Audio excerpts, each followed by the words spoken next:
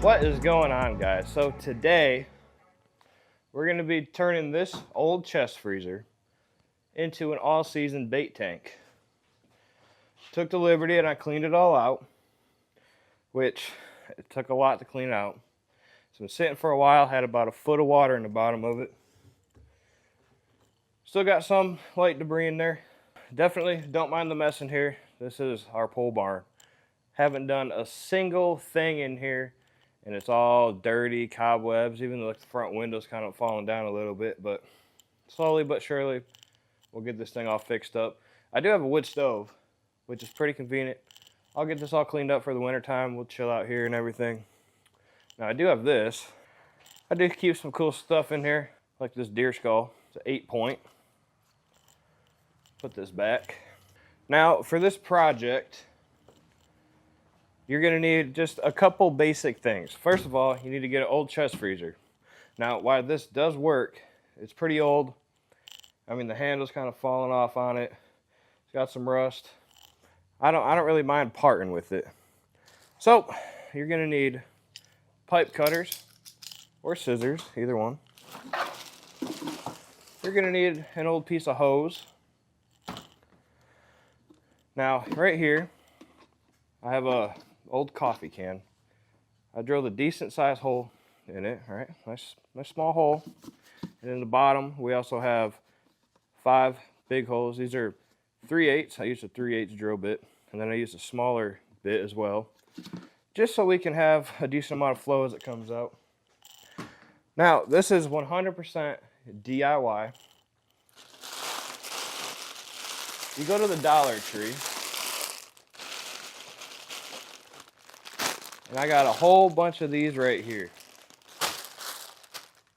These are Scrub Buddies. They come 7 in a pack, pure plastic, and it's going to filter out all the debris in our fish tank. A little bait tank that we got. And then I also went to Menards. For about 25 to 30 bucks, you can pick up one of these. So this right here is a water pump. It's relatively small. It's 150 to 300 gallons an hour, which is kind of perfect because you don't need a whole lot of flow. Definitely don't need a whole lot of flow.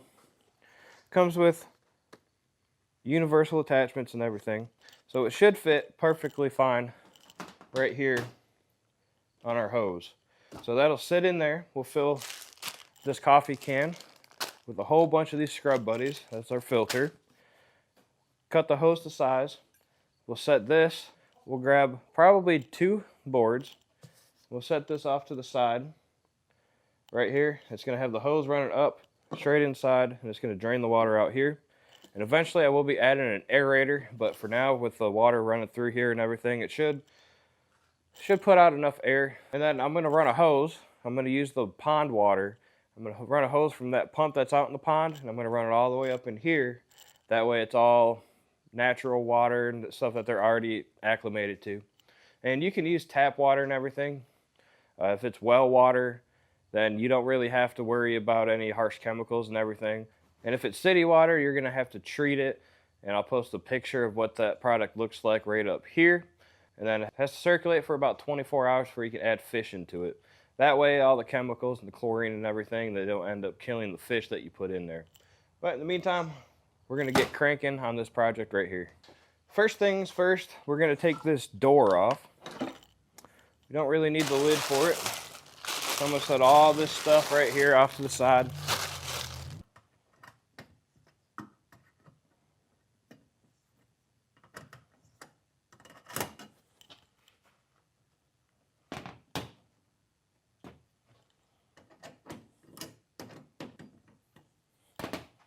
All right, here we go. The last screw is coming out. Put everything over here on our table. All right, let's see. Look at that. Door is off. Set that over there. Now we're gonna push this into place. I'm gonna want it to be probably right over here. We'll take this broom right here. Try to get some of these cobwebs off. It's not too dirty above our bait tank.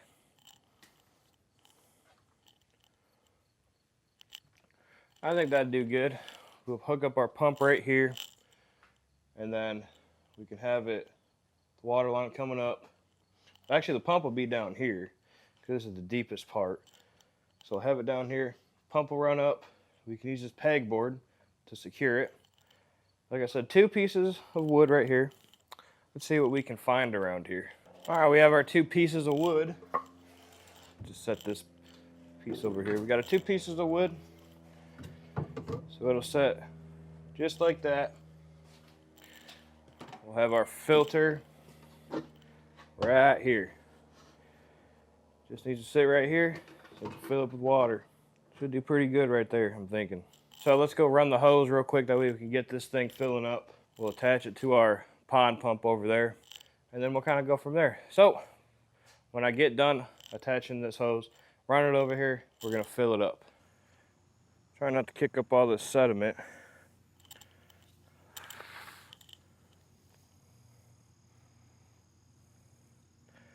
As best I can.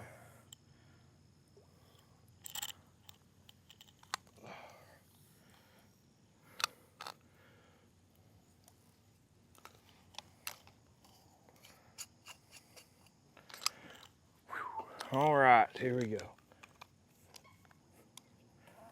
Hopefully that'll be good, and it's not going to tip the whole bucket over. We'll see. Let me see if I can carefully move out now. All right. Whew, let's turn her on.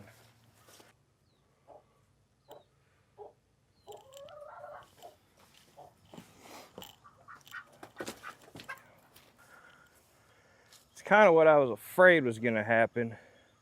Maybe it's not completely on its side. Hopefully it's still going to be good. Whoa.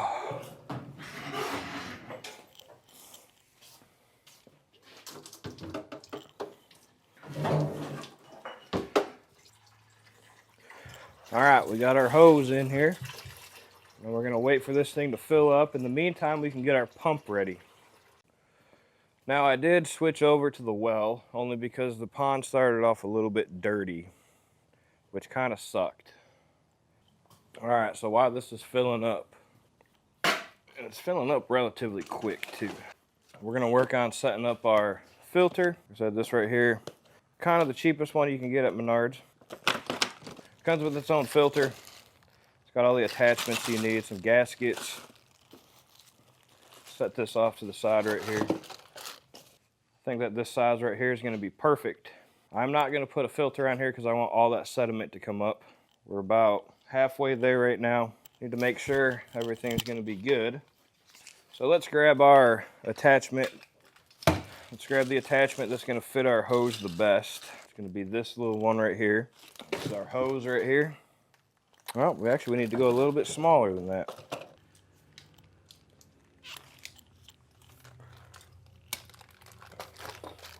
Okay, so let me go acquire a pipe clamp. We got our adapter put on here, nice and good.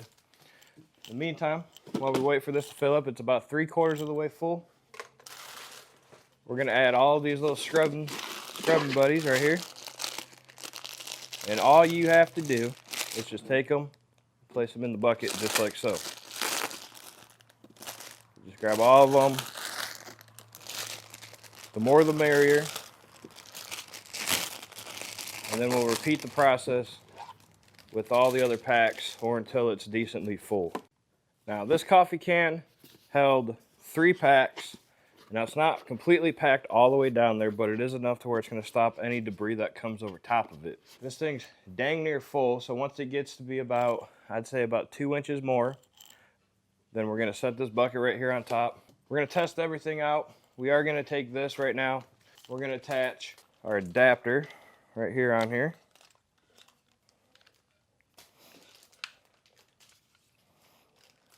We just need to pretty much gauge how deep in here we want all of this. It's gonna have to go in there. We'll have to go in and then up.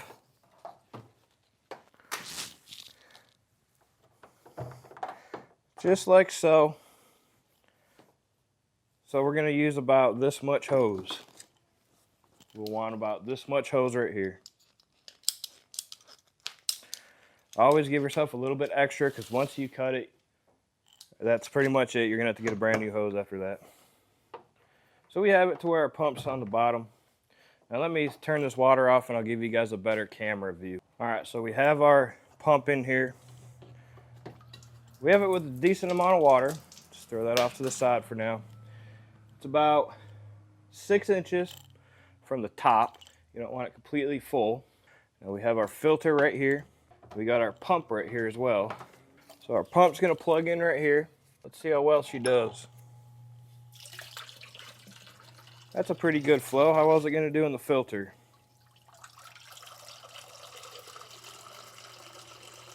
Now one thing you don't want is you don't want your filter to overflow, or else that's just gonna lead to water going everywhere. I'd say that's a pretty good amount of water.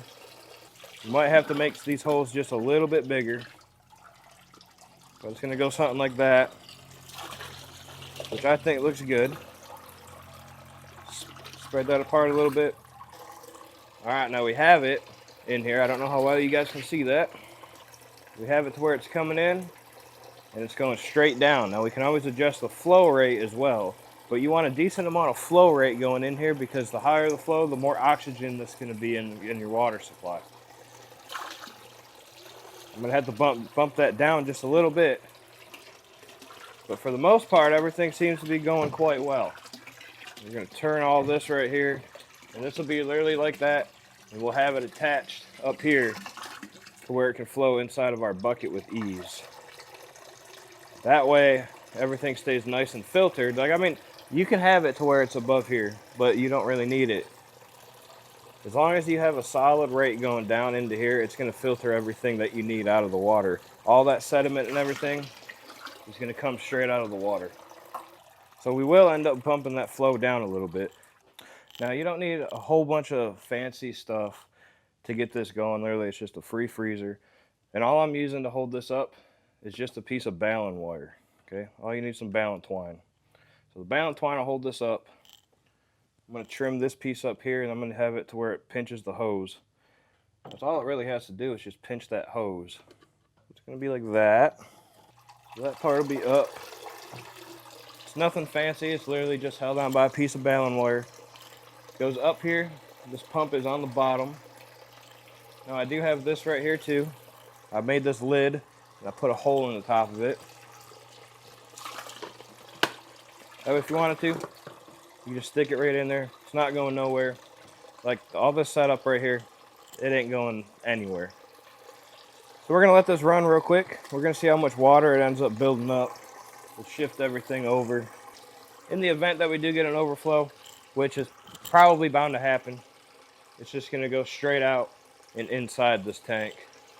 So we're gonna let this run for a little bit. I'm gonna watch it. I'm gonna see what all it does.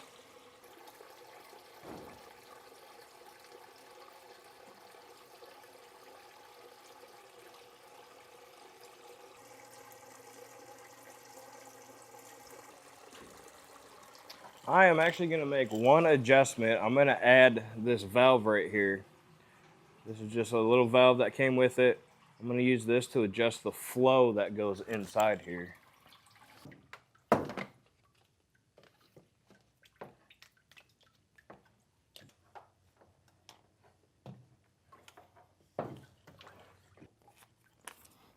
Untwist this cord.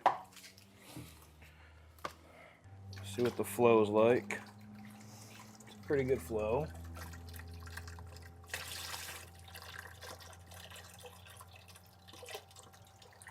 I'll just tone it down just a little bit, not a whole lot. Just Slide that back in there. Put our pump back right there. I think that's a pretty good flow. All right, it's been about 2 days since we last put everything together. This is still running perfectly fine. The water had enough time to circulate, but the water's looking good. Everything is nice and perfect. I don't see anything wrong with it. And the most water level that's in here is maybe about an inch in the bottom of this right here. But everything's working good, running perfectly. We got it about 2 inches inside here to keep it from overflowing and everything. We're going to be putting the finishing touches on this. I ran out and I picked up some 1/4 inch poly tubing. It's 20 foot long. It's only about $4 at Menards. And then in the basement I had one of these aqua little aerators. The only thing I'm missing right now is just the stone to distribute all the air into tiny bubbles. But what I'm going to do is I'll attach a little weight to the bottom of this and have it straight down. That way there's some type of additional aeration in here. So I'm going to unwind this right now, see how long of a tube I need, and we'll be hanging our aerator probably right here. Now I did have some catfish, some baby catfish. I found a small bass I was going to put in there, but primarily right now all I have is the American bullfrog tadpoles. A couple people are interested in them, so this is primarily what I'm putting in here right now until I get some minnows. Now you're probably wondering, how is this going to be all season? Well, when the temperature drops below freezing, it's okay that this water temperature drops down there as well. If there's ice on the tank, you can either put a small bucket of hot water in there. Not too much, because a lot of hot water is going to stunt the fish. It could kill them, put them in shock. But we'll be adding a tank de-icer from Tractor Supply in there. And that's just enough heat to where it's not going to form an ice layer over top and mess up all of our plumbing and whatnot. But we'll see how much of this poly tubing we need. I'm going to say I need probably close to, this is 12 feet right here. So we only need it to go from that bottom part right there up to here. So I'm going to, let me put my weight in there first and we'll go from there. All right, we got our little makeshift weight, nothing too fancy. Just gotta make sure it's on the bottom right there. Now we got our little weight, just gonna sit right there on the bottom. I'm gonna run this on the back side. Our aerator cord's relatively long, so we'll hang our aerator right up here. That way we don't need too long of a cord. So let's see here. Got a whole bunch of extra stuff right here. We're going to use this old piece of wire for now. That ain't going nowhere. Do need to do a barn cleanup. Now we got our poly tubing. Only needs to be about that long. So we're going to come here. We'll cut it off right here. There we go. Let's stick this on in there, like so. The bubbles should start flowing. Oh yeah, look at that. Perfect. Just a little light aeration. Something simple for now. Whenever we do put minnows in there, we'll obviously upgrade it because we want a whole bunch of aeration going in there. Now that we got our bubbler going, this right here is adding the bubbles that it needs. The temperature is probably maybe about 50 something degrees. Maybe about between 40 and 50 degrees. It isn't too bad. So now the only thing we have left to do is to go add our bullfrog tadpoles to it. Now, bullfrog tadpoles take about 2 years to mature, and they're pretty big. Like, I'll have to go show you, but I'm pretty confident that we're going to do really well. Especially, we have a lot of interest. Like, I already sold out of bullhead catfish completely. And, I mean, the 8 that I did have, plus that one little bass. So I had a little barrel out there where I take them from the pond, I put them in the barrel, and that's like the holding tank until someone wants to come and get them for their pond. So I put them in there, and it hadn't even been a day, and I go out there, there's a kingfisher and a herring. The only thing that they didn't touch were those tadpoles. Kind of upsetting, but I'll get over it, you know. In the meantime, we're going to run out to the pond. We're going to grab our bullfrog tadpoles. We're going to put them in our little holding tank right here. And then in the future, we're going to stock this thing full of minnows so we can fish year-round with our own private supply of minnows right here in our all-season bait tank, made out of this old freezer. What we're going to do, before we just go and rip them out of the tank that they're in right now, we're going to grab some of this water here. That way, we got some water, and then we'll fill it up with the remaining water. Probably it's about right here right now. We're going to fill it up to here. That way, the temperature that they're in right now, it kind of steps them down, gets them more acclimated, just so they have a higher chance of survival, you know. That way they don't go into shock or anything, because like I said, we don't really want to just shock them. Look at all of these tadpoles. And these tadpoles are pretty giant too. Like, see if I can grab some real quick. Look how big they are. They're about 4 times the size of a regular tadpole.